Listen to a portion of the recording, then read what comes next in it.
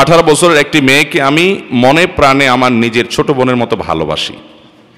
তার ব্যাপারে কোনো সময় আমার মনে কোনো খারাপ চিন্তা ভাবনা আসে নাই। আমি কি বোন হিসাবে তার সাথে কথা বলতে দেখা করতে পারবো? আমার সামনের দাঁতগুলো একটু বড়, এতে করে আমি কথা বলা বা হাসাহাসি করার সময় একটা অস্বস্তি অনুভব করি। এমন অবস্থায় আমি যদি দাঁতগুলো স্কেলিং করি, ছোট করে নেই, তা কতটা শরীয়তসম্মত হবে? একজন ছেলে হয়ে আমি যদি জেন্টস পার্লারে গিয়ে আমার মুখের দাগ, ব্রণ ইত্যাদি ওয়াশ করে নেই, তাহলে কি কোনো পাপ? দেখেন, যাকে আপনি বিবাহ করতে পারবেন, মানে আইনগতভাবে যাকে বিবাহ করতে কোনো অসুবিধা নাই, অর্থাৎ তিনি আপনার রক্ত সম্পর্কীয় কোনো নারী নন, আপনার বোন নন, আপনার মা নন, আপনার ফুফু নন, হ্যাঁ, এরকম কোনো নারী যদি হন, তাহলে সেক্ষেত্রে আপনি তাকে যতই বোনের মতো দেখেন, যতই মায়ের মতো দেখেন, ভদ্র মহিলা মূলত আপনার স্ত্রী হওয়ার মতো। অস্বীকার করার সুযোগ আছে? তাকে বিয়ে করতে চাইলে করা যাবে কি যাবে না? দেখেন, আল্লাহ রাব্বুল আলামিন পরপুরুষকে পরনারীর সাথে পর্দা মেনটেন করতে বলেছেন। কেন? এটাতেই নিরাপত্তা সামাজিক।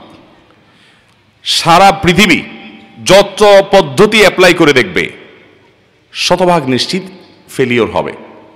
বাংলাদেশের একেবারে প্রথম সারির একজন প্রকৌশলী, নাম বললে আপনারা সবাই চিনে যাবেন, টেলিভিশনে সারাদিন দেখেন, আমি নাম বলবো না, ভদ্রলোকের সাথে একটা টেলিভিশন প্রোগ্রাম শেষে আলাপচারিত হচ্ছে, উনি আমাকে বললেন, হুজুর আপনি কি জানেন আমেরিকার মতো দেশে কয়েক সেকেন্ডের জন্য যদি বিদ্যুৎ চলে যায় আর লিফটে থাকা মেয়েদের অবস্থা তখন কি হয়, কি পরিমাণ হ্যারাসমেন্টের শিকার হয়, আপনি কল্পনাও করতে পারবেন না। আমাদের দেশে মানুষকে আমরা খারাপ বলি, ওদের চাইতে এখনো এই সমস্ত ক্ষেত্রে আমরা যে কত ভালো আছি, সব ক্ষেত্রে না, এই সমস্ত ক্ষেত্রে এটা কল্পনাও করা যাবে না। এর জন্য এই ওয়াজ মাহফিলগুলো, মসজিদের মেম্বারগুলোর অবদান অনস্বীকার্য। আমাদের প্রশাসন, আমাদের পুলিশ বাহিনী, আমাদের বিভিন্ন সেক্টর থেকে, আইন আদালত, বিচারালয়, বিভিন্ন জায়গা থেকে যে অপরাধ প্রবণতা কমিয়ে আনার জন্য নানামুখী প্রচেষ্টা আছে, এর মধ্যে অনেক বড় অবদান হলো দেশে ওলামা একরামের, মানুষকে নীতি এবং আদর্শের উপরে অবিচল করবার জন্য। আমার কাছে শত শত মানুষ এসে নিজের হিস্ট্রি বলে, ভাই আমি এই অন্যায়টা ছেড়ে দিয়েছি শুধুমাত্র আল্লাহর ভয়। আপনারা কয়দিন আগে দেখেছেন না, পত্রিকা বেশ ফলাও করে প্রকাশ হয়েছে, এক ভদ্রলোক, অনেক বয়স্ক, উনি রেলের কর্মকর্তা বা কর্মচারী ছিলেন, সারা জীবন অনেক রেলের ভ্রমণ করেছেন ফাঁকি যুগে দিয়ে।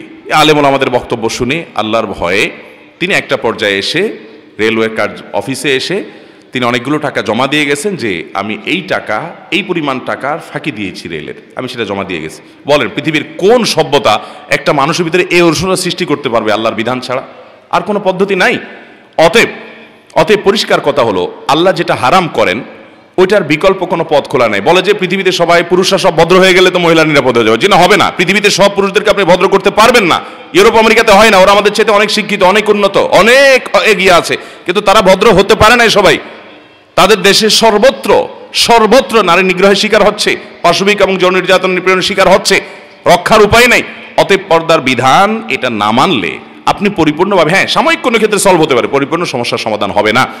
এই জন্য যেই ভদ্র মহিলাকে আপনার সাথে বিবাহ বন্ধনে আবদ্ধ ইসলাম জায়েজ করেছে, তাকে আপনি যতই বলেন আমার বোনের মতো, আদতে তিনি আপনার স্ত্রী হওয়ার উপযুক্ত।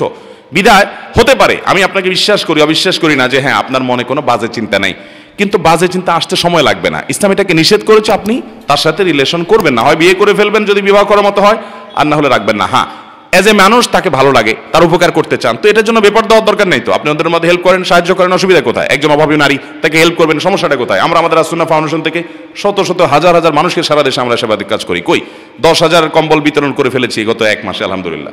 কই আমরা তো কোনো নারীর সাথে পার্সোনাল ভাবে বোন বলার দরকার হয় নাই তাকে হেল্প করার জন্য।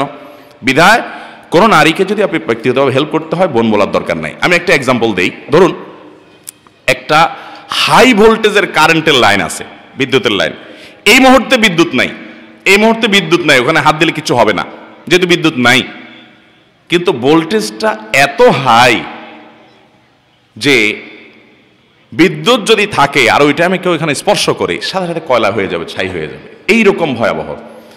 তো এই জায়গায় বিদ্যুৎ নাই, এই জন্য আপনাকে যদি বলি যে বিদ্যুৎ তো নাই, আপনি এখন হাত দেন, সমস্যা কোথায়? আপনি কি দিবেন? আমার কথা বুঝেন নাই? বিদ্যুতের একটা লাইন লিক আছে, লাইনটা খুব হাই ভোল্টেজ, আপনাকে আমি বললাম ভাই এখন তো বিদ্যুৎ চলে গেছে, বিদ্যুৎ নাই, আপনি হাত দেন, সমস্যা কোথায়? আপনি দিবেন? কেন দিবেন না? কখন আসবে ঠিক ঠিকানা, যদি আইসা পড়ে তখন অবস্থা কি হবে, ঠিক কিনা বলেন? এই রিস্ক কেউ কখনো নেয় না। যে নারীকে আপনার বোনের মতো মনে হয়, পবিত্র মন, আপনার মনে কোনো বাজে চিন্তা আসছে না, আমি রেসপেক্ট করি, আপনাকে বিশ্বাস করি, কিন্তু কখন যে আপনার মনে আসবে সেটার কোনো ঠিক ঠিকানা। এই জন্য ইসলাম বলেছে আপনাকে আগে থেকে সাবধান হতে হবে, সাবধান হতে হবে, এর কোনো বিকল্প।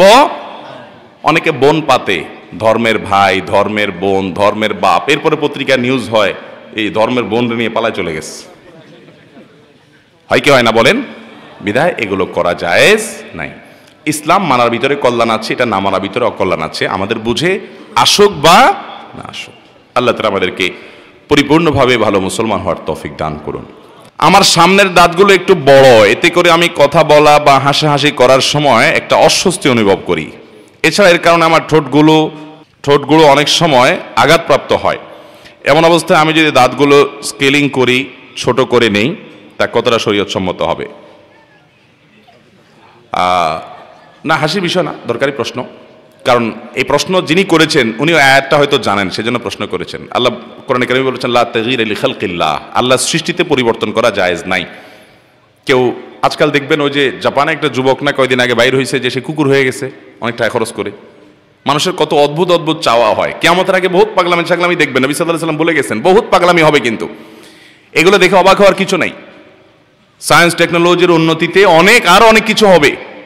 একটা সময় তো দাজ্জাল এসে যেখানে আল্লাহ দাবি করবে, সেই সময়টাও আসবে এবং গোটা ওয়ার্ল্ডের সকল পাওয়ার একটা ব্যক্তির হাতে চলে যাবে। আস্তে আস্তে এটা কুকিত হয়ে যাচ্ছে, এটা সীমিত হয়ে আসছে, একটা ব্যক্তির কাছে চলে যাবে। এগুলো সব নবী সাল্লাল্লাহু আলাইহি ওয়াসাল্লাম বলে গেছেন। বিধায় অবাক হওয়ার কিছু নেই। দলে দলে মানুষ বেঈমান হয়ে যাবে, মুসলমানের সন্তান ইসলামের পাশে সন্দিহান হয়ে যাবে, কারণ এই সমস্ত চাকচিক্য দেখে। যাই হোক, তো আজকাল যেহেতু অনেক কিছুই করা যায়, এই জন্য আল্লাহ সৃষ্টিতে ব্যাপক পরিবর্তন করার একটা প্রবণতা আছে, এটা জায়েজ নেই। কিন্তু কারো দাঁত উঁচা আছে, তিনি দাঁতটাকে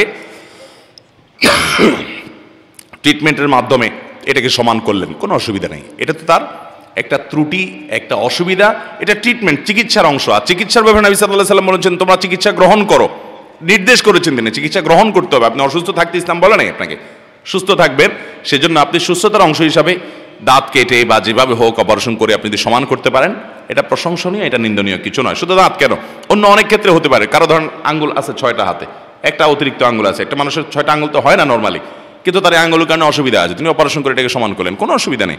একজন মানুষ তিনি পুরুষ, কিন্তু তার ভিতরে মেয়েলি দিক আছে, জিনগতভাবে তিনি পুরুষ, এটা প্রমাণিত, বাট মেয়েলি কিছু স্বভাব আছে।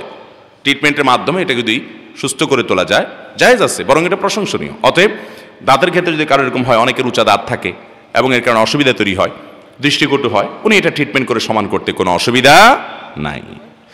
একজন ছেলে হয়ে আমি যদি জেন্টস পার্লারে গিয়ে আমার মুখের দাগ, ব্রণ ইত্যাদি ওয়াশ করে নেই, তাহলে কি কোনো পাপ হবে? না, পাপ হবে না। এই যে একই কারণে যে এগুলো তো শরীরের মধ্যে ত্রুটি, এটা তো এক ধরনের রোগ, অসুবিধা, অতএব এগুলো আপনি অপারেশন করে ফেলে দিলেন, এটা তো অসুবিধা নেই। কিন্তু আপনি ওই যে ব্রু প্লাগ করলেন, আপনি নারী হয়ে পুরুষ, পুরুষ হয়ে নারীর বেশ ধারণ করলেন, মৌলিক পরিবর্তন করে ফেললেন, সেগুলো জায়েজ নয়। আল্লাহ এভাবে সৃষ্টি করেছেন।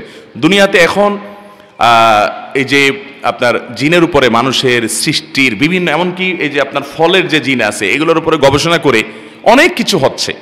আপনার উন্নত অনেক দেশে ধরেন একটা আঙ্গুর, ওই বড় কোমড়ার জিন আঙ্গুরের মধ্যে প্রয়োগ করে আঙ্গুরের কোমড়া মতো বানায় ফেলতেছে, এটাও সম্ভব। অনেক দেশে এগুলোর উপরে নিষেধাজ্ঞা পর্যন্ত দেওয়া আছে নানা কারণে। তো তথ্য প্রযুক্তির উন্নতিতে অনেক কিছুই হবে। আমাদের পরবর্তী জেনারেশন তো এমন একটা জায়গায় যাবে যে তাদের ইমানের উপর টিকে থাকা সো টাফ হয়ে যাবে।